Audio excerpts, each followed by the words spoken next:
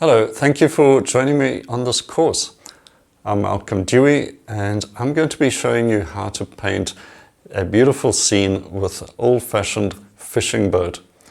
These fishing boats are still in operation in and around the Cape Town area in South Africa. It's a favorite subject for many artists and I'm no exception. I love painting these scenes and I'm going to show you how you can do that very easily as well. We're painting in vibrant acrylics, so you're going to end up with a beautiful painting that looks something like this.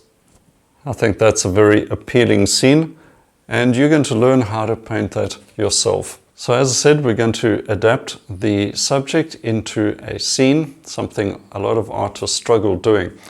But if we keep things simple, it'll be effective. I'm going to show you how to draw the subject as well. So it's a few tricky things about this type of subject, but once you learn a few handy tips and tricks, you'll be able to paint this with confidence. Then into the paints with some big brush and some vibrant colors. And then you'll see how to bring the subject to life with a few figures as well. So all in all, we cover everything from start to finish, and including the planning of the painting, the composition, and that is so important. So if this all sounds like a good way to create a beautiful painting for your home or maybe as a gift for someone else, then enroll in the course and let's get painting.